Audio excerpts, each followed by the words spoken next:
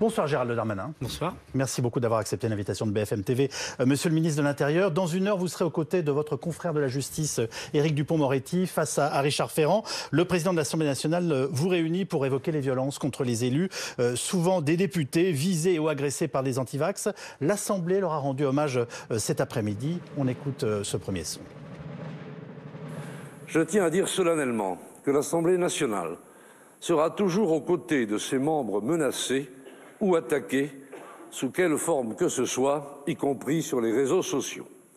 Au-delà de nos personnes et au-delà même de notre institution, ce sont les principes de la démocratie et de la République qui sont en cause.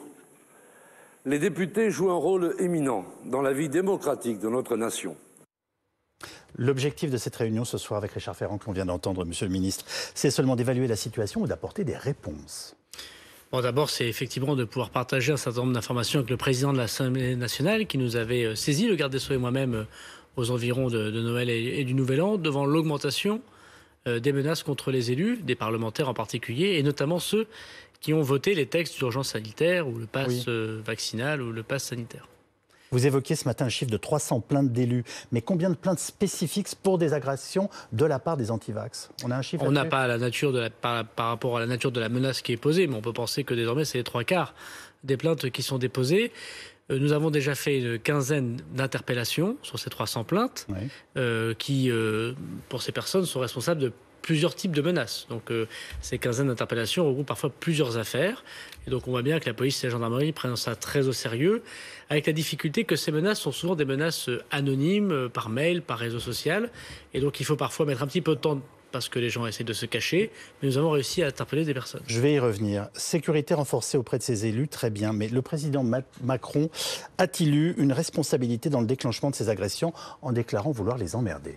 Alors bien sûr que non. D'ailleurs, l'augmentation des menaces, elles sont bien en amont des déclarations du président de la République aux Parisiens. Et je pense qu'on le veuille ou non, il a mis de l'huile sur le feu et vous le savez très bien. Non. Je crois que vraiment la violence qui s'exprime, on le voit dans les manifestations, c'était le cas dès cet été, d'ailleurs contre le président de la République lui-même, son effigie qui est brûlée, sa femme qui est insultée, la façon dont on voit la caricature, les propos absolument inacceptables qui sont portés contre de manière générale tous les élus et les responsables politiques, c'est une démocratie qui ne va pas très bien. Et la protection que nous devons aux politiques, évidemment, c'est la protection de la démocratie. Le président de l'Assemblée nationale a eu raison de le rappeler. Et s'il y a bien une violence, c'est celle de ceux qui, indépendamment de leur opinion, que je respecte totalement bien sûr, et moi je garantis les manifestations. Samedi dernier, 100 000 personnes manifestaient sans aucun problème, grâce aux policiers, aux gendarmes, et je les en remercie. C'est la violence de ceux qui s'attaquent aux représentants du peuple. J'insiste parce que je pense que vous me comprenez très bien, tout en soulageant des millions de Français en tenant les propos qu'il a tenus, et d'ailleurs je pense qu'une majorité sont d'accord avec lui. Est-ce qu'on n'attend pas autre chose d'un chef de l'État dans la forme? Et moi je ne pense pas que les majorités de Français sont d'accord avec lui. Je pense qu'il est certain qu'une très grande majorité des Français sont avec lui. Vous savez, à Tourcoing... Ma question n'est pas là. Ma question est de savoir si les termes qu'il a employés sont dignes d'un président de la République. Mais voilà. Moi je le pense, parce que le président de la République, il parle directement comme Nicolas Sarkozy le faisait en son temps aux Français. On lui reproche encore aujourd'hui. La violence... Oui, mais c'est l'opinion des gens d'aimer ou pas d'aimer le président de la République ou d'aimer ou de pas aimer le président Sarkozy. Mais vous savez, les gens qui subissent sa violence, c'est la personne dont je connais le père qui est à l'hôpital dans le Nord et qui voit sa déprogrammation de maladie cardiaque parce qu'il y a des personnes qui n'ont pas été vaccinées et qui sont, et c'est bien naturel, en réanimation. Vous ne pensez pas qu'il y aurait une violence énorme de la part de cette famille et de ce monsieur qui attend tous les jours le passage sur son lit d'hôpital alors qu'il aurait pu, si tout le monde avait été citoyen, vous savez très bien de la République, il aurait eu sans doute son pontage et il aurait sans doute sa vie sauvée absolument. Vous avez absolument raison. Vous savez aussi qu'il y a des soignants qui nous disent aujourd'hui on n'avait pas besoin de ça. Dans la forme, ça continue de compliquer les rapports. Mais chacun peut avoir une opinion dans les propos du président de la République. Moi, je ne cherche pas à imposer ma vérité. Je pense personnellement, vous me posez la question à moi, ça correspond profondément à ce que pense une très grande majorité de Français. Vos services travaillent-ils sur les profils des antivax? Et si oui, combien sont-ils? Qui sont-ils? Et jusqu'où sont-ils prêts à aller? Non, mais lorsque les gens sont dans la radicalisation violente, qu'ils manifestent contre la vaccination, pour la protection animale, contre l'avortement ou je ne sais quelle autre cause qui parfois fait naître des radicalités, évidemment les services de renseignement renseignent. Mais on ne donne pas des moyens aux services de renseignement pour dire vous me regardez les manifestations contre le pass sanitaire. Évidemment, ce n'est pas notre rôle. Mais la radicalisation je vous demande. Oui, mais la radicalisation de certaines personnes qui d'ailleurs épousent plusieurs causes. Et là, ils sont anti-vax, mais auparavant, ils étaient dans d'autres formes de radicalisation, notamment des gilets jaunes. Il y a eu des gens qu'on appelle ultra-jaunes, extrêmement violents, qui s'en sont déjà pris à des élus, qui s'en sont déjà pris à des institutions, qui s'en sont déjà pris à des policiers. Effectivement, ces personnes sont particulièrement regardées par le ministère de l'Intérieur. Les plus radicaux sont-ils devenus ce que l'on appelle dans votre ministère une menace ? C'est difficile à dire, parce que le passage à l'acte aujourd'hui n'a pas été avéré, sauf à l'exception peut-être de ce qui s'est passé à Saint-Pierre-et-Miquelon, qui est quand même particulièrement violent. Mais aujourd'hui, nous avons eu un fait particulièrement grave qui a touché le député Bois. Vous le savez, dans l'Oise, on a brûlé ses véhicules. Le fait qui a touché le député en question est avec nous hier soir sur ce plateau. Voilà, que je le connais bien et qu'on a soutenu dès le début, si j'ose dire. Mais pour l'instant, il n'y a pas eu de passage à l'acte. Et c'est ce que nous craignons. Et c'est sans doute ce que va nous dire ce soir Richard Ferrand. Il aura raison. Donc nous protégeons les policiers et les gendarmes, nous protégeons les élus. Par exemple, j'ai donné comme consigne, mais c'était déjà avant Noël, que tous les commissariats de France et toutes les brigades de gendarmerie de France appellent les députés, les sénateurs, sécurisent leur permanence quand c'est nécessaire, les protègent quand il y a des menaces extrêmement avérées, c'est le cas à Saint-Pierre-et-Miquelon en ce moment même. Et puis, il faut bien l'avouer, aussi des grands élus locaux qui prient la parole médiatiquement pour soutenir notamment le pass vaccinal. Ce qu'il y a de mieux, et je suis sûr que vous n'en doutez pas, c'est comme avec le terrorisme, c'est-à-dire d'empêcher la menace. Est-ce qu'un certain nombre d'entre eux, les plus radicalisés, sont effectivement identifiés, je ne sais pas, sur écoute et font l'objet en tout cas d'une surveillance aujourd'hui bien réelle ? Le principe des services de renseignement, c'est de ne pas dire ex voto tout ce que nous faisons. Mais nous respectons évidemment intégralement le cadre de la République. Le cadre de la République, aujourd'hui, c'est donner des moyens au ministre de l'Intérieur pour lutter contre les subversions violentes. Mais nous n'avons pas des moyens que nous pouvons appliquer évidemment au terrorisme à des manifestations d'opinion politique. C'est ça, les antivax. C'est une manifestation d'opinion politique. Le ministre de l'Intérieur, il fiche pas, il met pas sur écoute toute personne qui va dans une manifestation. Fort heureusement pour la démocratie. Mais ce qui est tout à fait certain, c'est quand les personnes deviennent extrêmement violentes, nous mettons des moyens pour les interpeller. Je prends l'exemple. Récemment, au Havre, nous avons interpellé un monsieur qui était passé par le dark web, qui était passé par des VPN. Ceux qui connaissent l'informatique savent de quoi je parle. Il change d'identité pour menacer les personnes. On a su mettre les moyens cyber pour malgré tout identifier ces personnes. Et c'est un message que je veux passer ici. Beaucoup de gens pensent qu'en se cachant derrière des outils informatiques, on ne les retrouvera pas. Mais les moyens désormais mis pour regarder ces enquêtes sont très importants. Et nous trouverons toute personne qui essaie de se cacher derrière des VPN, derrière le dark web, et pour les interpeller. On a une 60aine de plaintes depuis le début de l'année, donc c'est-à-dire que c'était exponentiel, et les moyens que nous mettons pour résoudre ces enquêtes sont très importants. Bon, le message est passé. La politique maintenant, dans la perspective de la présidentielle, l'opposition s'émeut du déplacement d'Emmanuel Macron à Nice, un déplacement de candidat avec sa casquette de président aux frais de la République. Les Républicains vont saisir la commission des comptes de campagne. Vous étiez à ses côtés, que leur répondez-vous ce soir ? Que c'est toujours mieux de débattre du fond que de débattre de la forme. Par ailleurs, moi je me rappelle avoir fait la campagne de Nicolas Sarkozy en 2012. Je me rappelle d'un projet de loi antiterroriste déposé en 11 avril 2012, c'est-à-dire quelques jours avant l'élection présidentielle. Je me rappelle d'un projet de loi de M. Barouin le 3 avril 2012 déposé au Conseil des ministres, qui n'a non plus jamais vu le jour au Parlement 15 jours avant la présidentielle, pour les indemnités pour les personnes qui étaient en catastrophe naturelle. Je me rappelle de la TVA sociale qui n'a jamais vu le jour et pourtant on a entendu beaucoup parler, et je soutenais tous ces projets. Donc c'est normal. Ce qui est important, c'est le fond. Est-ce qu'on est d'accord ou pas pour ces 15 milliards d'euros pour le ministère de l'Intérieur ? Est-ce qu'on est d'accord ou pas pour dire que le cyber, c'est notre pas grand le sujet. La question qui vous pose, c'est est-ce qu'on a un président qui est en campagne sans le dire et qui le fait en gros aux frais de la princesse ? On se souvient qu'en 2012, Nicolas Sarkozy avait dû réintégrer dans ses comptes de campagne les frais d'un déplacement à Toulon. Mais aujourd'hui, vous savez, la démocratie est très simple. Il y a une commission nationale des comptes de campagne et des financements politiques. Elle est indépendante et dirigée par des magistrats. Ce qu'ils ont fait pour Nicolas Sarkozy, ils le feront sans doute pour tout candidat dont ils pensent que les dépenses sont des dépenses de campagne. Aujourd'hui, il est évident que le président de la République, il est en responsabilité parce qu'il gère le Covid et notamment la sécurité des Français. Il est allé poser la première pierre du commissariat de Nice dont les crédits ont été votés il y a plus d'un an. 170 millions d'euros. Ce commissariat attendait depuis un siècle une rénovation. Un siècle, M. Calvi. Il y a eu quelques gouvernements qui auraient pu faire quelque chose. Après, que l'opposition fasse son travail d'opposition. On préférerait qu'elle fasse son travail de proposition. Enfin, si vous étiez dans l'opposition, je ne doute pas que vous soulèveriez la question avec la pugnacité qu'on vous connaît. Mais j'espère aussi que j'aurai la grandeur d'âme, surtout après les années d'expérience que j'ai pu avoir au gouvernement, de parler du fond. Est-ce qu'on est d'accord ou pas pour que le ministère de l'Intérieur soit le ministère du cyber ? Est-ce qu'on est d'accord pour recréer 200 brigades de gendarmerie dans le milieu rural ? C'est ce que fait le président de la République. Parlons du fond. N'empêche que vous êtes garant de la bonne organisation du scrutin et qu'à ce titre-là, savoir qui est candidat, qui ne l'est pas et qui profite de quels moyens doit vous préoccuper d'une façon ou d'une autre. Il y a une commission nationale des comptes. Ou alors le président de la République est vraiment un être à part. Il y a une commission nationale dans la vie de notre pays. Moi, j'ai été maire d'une commune. Je me suis présenté au suffrage des électeurs. Je mariais les gens jusqu'au dernier jour de mon mandat de maire. Tous les maires font ça. Madame Pécresse a été candidate à l'élection régionale. Elle était présidente de région. Elle s'occupait des RER, y compris la veille de l'élection régionale. Le président de la République, il est en fonction. Il s'occupe du pays jusqu'au moment des élections.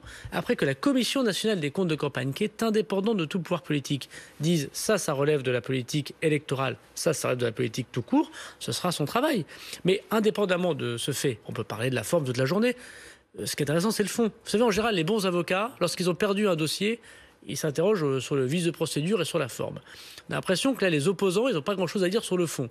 Donc, ils s'intéressent à la forme. Mais les Français, ce qu'ils veulent, c'est peut-être pas simplement qu'on s'intéresse qu'à la forme. Le respect des règles, c'est important dans une campagne présidentielle ? Bien sûr, mais nous respectons tout à fait les règles. Très bien. Je voudrais vous faire écouter maintenant la réaction de cet homme qui a été traîné par la voiture d'un voyou qui se trouvait drôle. Il avait des complices. Il s'appelle Ali. J'ai vu 4 individus dans une voiture. Un qui était le chauffeur m'a demandé une cigarette. Je suis allé pour lui donner. Il m'a saisi la main droite. Il m'a bien serré dans sa main. Et il m'a dit, maintenant tu vas courir. Il a démarré, il a accéléré sur 100 mètres. Au bout de 100 mètres, il m'a lâché la main. Je suis tombé sur le macadam, sur la route. Là. Je me suis ouvert la tête, le nez, le genou. Et j'ai une fracture de l'épaule et du pied droit. 2 hommes sont en garde à vue, on a 3 victimes. Voilà, quelle est votre réaction et qu'est-ce qu'on peut faire contre ces violences qu'on ne peut même pas qualifier du quotidien là, c'est désespérant. Alors des actes de délinquance et des actes de délinquance qui plus est gratuits sont absolument révoltants, quels qu'ils soient. Bon, et malheureusement, il y en a toujours eu et il force de constater que la nature humaine fait qu'il y en aura sans doute toujours. Malheureusement, ils se multiplient, notamment grâce ou à cause des réseaux sociaux. Ce qui est extrêmement intéressant dans cette affaire, indépendamment de l'empathie qu'on peut avoir pour ce monsieur, c'est que cette vidéo, elle nous a été signalée sur les réseaux sociaux. En moins de 24 heures, le service qu'on a créé avec le président de la République, qui s'appelle Pharos, qui permet justement, parce qu'on y a mis beaucoup de moyens 24 heures sur 24 et 7 jours sur 7, dès la nuit où on a été saisi, a permis de faire une enquête cyber. Et a permis notamment de récupérer des éléments qui nous permettent d'identifier la voiture et l'immatriculation de la voiture. Alors qu'il n'apparaît pas très évident quand vous la regardez comme ça c'est comme rapidement. Ça qu'on les a retrouvés. Et donc on a retrouvé les personnes responsables. On a pu faire soit des présentations au commissariat, soit des interpellations. Et donc en moins de 48 heures, sur une vidéo qui n'est pas extrêmement claire, avouez-le, on n'a aucune identité, on arrive à retrouver les personnes, à les interpeller et à les présenter à la justice. Ça ne répare pas l'ignominie de cet acte de délinquance, mais ça montre que les policiers, les gendarmes aujourd'hui sont équipés pour intervenir très vite et résoudre très vite des enquêtes. Alors, malheureusement, ça n'est pas toujours aussi simple, ou en tout cas, on ne peut pas être toujours aussi efficace. Valérie Pécresse propose de dégainer le Karcher pour en finir avec les ghettos, mais elle parle aussi de mixité sociale. Vous l'auriez utilisé, ce terme de Karcher ? Moi, j'aurais utilisé il y a 15 ans, oui. Un petit côté hibernatus. Faut regarder peut-être les choses un peu de façon moderne. Voilà, nous, on parle du cyber parce qu'aujourd'hui, 50% de la délinquance, c'est les cyber. J'ai juste aimé connaître les réponses. Aujourd'hui, les points de deal, c'est de la crypto-monnaie. Les points de deal, c'est malheureusement des gens qui, dans d'autres pays, commandent l'arrivée de la drogue dans des ports français. C'est une autre époque. Donc, à l'époque, il a été utilisé. Je pense qu'il faut vivre avec son temps aujourd'hui. Donc, Valérie Pécresse, c'est hibernatus. Non, ce serait évidemment... Le film était charmant, mais votre marque ce serait mal poli. Ce serait mal poli de le dire pour Valérie Pécresse, pour qui j'ai du respect en tant qu'évidemment femme politique. Mais on voit bien qu'elle est sur des schémas qui sont très anciens. Et voilà, ils ont eu leur heure de gloire, mais peut-être que l'originalité d'une candidate eût été de trouver un mot à elle et un concept à elle. On n'a pas tout à fait compris ce qu'elle proposait sur la sécurité. Sur la mixité sociale, elle a raison. Simplement, c'est quand même notre gouvernement. J'ai été maire à Tourcoing et dans un quartier difficile et pour autant très courageux qu'on appelle la Bourgogne. C'est bien ce gouvernement-ci qui a permis de faire ce qu'on appelle l'ANRU, la rénovation urbaine. Il a doublé les crédits qu'avait déjà imaginé Jean-Louis Borloo. Ça, c'est très concrètement la mixité sociale. L'Île-de-France en profite, c'est une très bonne chose. Et c'est une très bonne politique publique que le président de la République a menée. Jean Castex a réuni les candidats à la présidentielle ce matin par visioconférence pour parler de l'organisation de cette campagne sous Covid. Vous avez rencontré à ce sujet le président du Conseil constitutionnel. 2 ans de crise sanitaire et on n'a pas encore avancé d'1 pouce sur le vote par correspondance, le vote électronique. Vous trouvez ça normal ? Non, mais il y a deux choses, si vous permettez, M. Calvi. Il y a les modalités du vote, comment on améliore la modalité du vote, et puis il y a le modèle du vote. Mais c'est un modèle de démocratie. Le vote par correspondance, il était supprimé dans notre pays dans les années 70. Il a existé. Et pourquoi il a été supprimé? Quasiment par consensus de la classe politique, parce qu'il y avait beaucoup de fraude. Aujourd'hui, il y a peu de pays qui l'utilisent, sauf l'Allemagne, là où ça va bien. Mais pardonnez-moi, vous êtes capable de retrouver des individus dangereux en 24 heures avec des éléments extrêmement faibles, et on n'est pas capable aujourd'hui de mettre en place un système qui permette à plus de Français de voter. Enfin, je suis comme vous attaché au bureau de vote, mais c'est incroyable qu'on soit à ce point en retard et sans aucune proposition alternative. Non, c'est un choix politique, M. Calvi, qui n'est pas une question de retard ou d'avance, et auquel je ne tranche pas, j'ai mon opinion personnelle. L'abstention, c'est pas important. Mais attendez, M. Calvi, le vote par correspondance, c'est quoi? Ce n'est pas simplement une modalité de vote. C'est de permettre de voter de chez vous. L'avantage du bureau de vote et de l'isoloir, qu'on apprend ça quand on est tout petit et qu'on accompagne ses parents, c'est que la personne seule n'a pas d'influence. La femme n'a pas d'influence de son mari, le curé n'a pas d'influence sur la personne, les enfants n'ont pas d'influence sur les parents. C'est tellement vrai que quand les enfants accompagnent la maman ou le papa dans l'isoloir, le président du bureau de vote lui dit non, il faut être tout seul dans le bureau. Pour savoir être certain, c'est un vote secret et c'est très important. S'il est fait par Internet ou s'il est fait par correspondance, comment on garantit le secret individuel du vote? Aujourd'hui, il y a des femmes qui vivent sous les coups de leur mari, il y a des enfants qui sont même majeurs sous l'autorité de leurs parents, il y a des communautés religieuses et des communautés étrangères qui peuvent avoir une influence. La sincérité du scrutin, c'est important. C'est pas une question qu'on peut balayer et qu'une question technique. Par contre, on a fait des choses. Beaucoup de grands pays démocratiques l'ont mis en place. J'ai quand même envie de vous me citez toutes les raisons de ne pas le faire, je l'ai bien compris. J'ai envie de vous dire, il est loin le temps du macronisme réformateur. Par contre, non, mais je vous ai pas dit qu'il fallait pas le faire ou le faire. Je veux dire que c'est une question qui est une question extrêmement sociale et qui c'est pas qu'une question de modalité de vote. On a fait des choses, en revanche, M. Calvi, pour lesquelles vous pourriez faire publicité. J'ai présenté un décret il y a 15 jours pour dire que désormais la procuration peut être portée dans une autre commune. Si vous habitez Tourcoing et que vous habitez Roubaix, auparavant, il fallait trouver quelqu'un de Tourcoing pour voter pour vous. Oui. Aujourd'hui, vous pouvez voter d'une autre commune. La procuration en ligne. Vous allez sur Internet, sur maprocuration.fr, sans voir un policier, un gendarme, vous pouvez faire cette procuration en ligne totalement. Que demain ou après-demain, sur le vote à distance, sur le vote par Internet, sur le vote par correspondance, nous ayons une réflexion démocratique. Moi, j'y suis prêt en tant que ministre de l'Intérieur, bien évidemment, je ferai ce que le Parlement veut. Mais ce ne sont pas simplement des modalités de vote.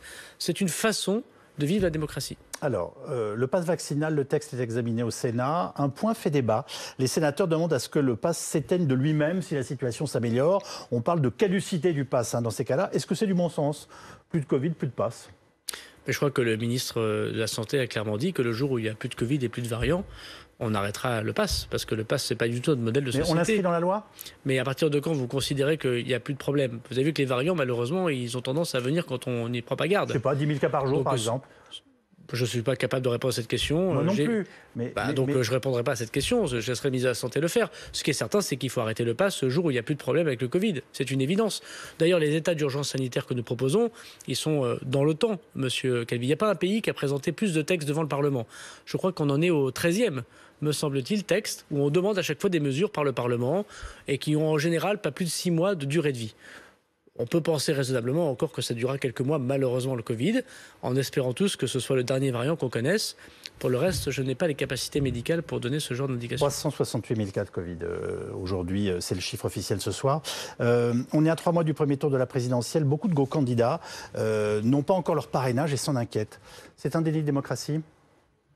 Il y a des règles démocratiques. C'était 500 personnes sur 40 000 personnes qui peuvent donner un parrainage, les maires, les conseils départementaux, les conseils régionaux. La règle est connue par tout le monde et depuis tout le temps. Donc moi, je trouve que ce n'est pas du tout un délit. Vous leur dites quoi ce soir à ceux-là? Soyez convaincants et vous trouverez ceux qui vont vous soutenir? Il y a des règles institutionnelles. Et ce qui m'étonne toujours, c'est sur quelle autre règle? Si c'est le sondage, on dit c'est M. Zemmour, Mme Le Pen, M. Mélenchon, ils doivent absolument avoir leur parrainage. J'ai entendu ça. Pourquoi plutôt eux que M. Dupont-Aignan et que Mme Hidalgo parce qu'ils font moins de 10%. C'est les sondages désormais qui désignent qui est candidat à l'élection présidentielle. Les maires, c'est des gens responsables qui sont élus par les citoyens, qui rendent compte de leurs décisions. On n'arrête pas de dire qu'il faut donner la liberté aux maires et la responsabilité aux maires. Je l'ai été, j'en suis d'accord. Laissons-leur la liberté. Et en plus, c'est un faux suspense, M. Calvi. À chaque fois, c'est toujours la même chose. À chaque fois, on fait ce genre de marronnier pour dire on n'aura pas de parrainage. Pourquoi? Parce qu'on veut faire parler de soi. Non pas sur le fond, encore une fois, mais sur la forme. Même M. Asselineau a eu la dernière fois ses 500 parrainages. Oui. Bon, donc, ce qui prouve que les maires de France, de manière générale, sont pour la vie démocratique. On n'a pas besoin de leur forcer la main. Un oui, un non avant de nous séparer. Vous avez une soirée qui sera chargée. Vous répétez très régulièrement que vous restez un homme de droite. Est-ce que Emmanuel Macron est un bon président de droite ? Non, le président de la République préside. Moi, je suis très attaché à cette phrase du général. La droite, c'est pas la France, la gauche, c'est pas la France, c'est tout à la fois. Oui. Et donc, je crois beaucoup à ça. Oui, oui. Moi, je suis culturellement de droite populaire. Je n'oublie pas ma famille gaulliste. Je me suis engagé au RPR déjà à 16 ans parce qu'il y avait Philippe Séguin, parce que je croyais à la droite sociale, à une droite gaulliste. Depuis, je comprends qu'il y a de très bonnes idées partout. L'expérience m'a peut-être permis d'être un peu moins militant, peut-être, un peu moins politisé. Et je regrette qu'une grande partie de ma famille politique ne voit pas en Emmanuel Macron un grand dirigeant français dans la lignée du général de Gaulle. Merci Gérald Darmanin, bonne soirée à vous. On vous laisse aller à votre réunion avec donc, le président de l'Assemblée après les récentes violences des antivax.